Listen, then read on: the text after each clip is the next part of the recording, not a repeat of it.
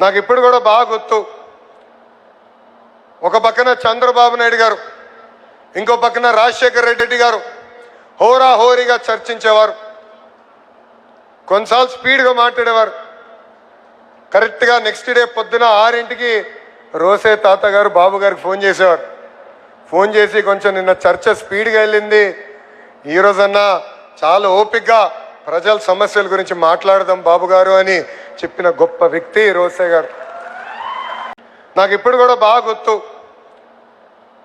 ఒక పక్కన చంద్రబాబు నాయుడు గారు, ఇంకో పక్కన రాజశేఖర రెడ్డి గారు హోరాహోరీగా చర్చించేవారు.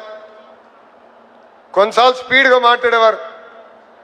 కరెక్ట్గా నెక్స్ట్ డే పొద్దున 6ంటికి రోసే తాత గారు బాబు గారికి ఫోన్ చేసేవారు. ఫోన్ చేసి కొంచెం నిన్న చర్చ స్పీడ్గా వెళ్ళింది, ఈరోజన్నా చాలా ఓపికగా ప్రజల సమస్యల గురించి మాట్లాడదాం బాబు గారు అని చెప్పిన గొప్ప వ్యక్తి రోసే గారు.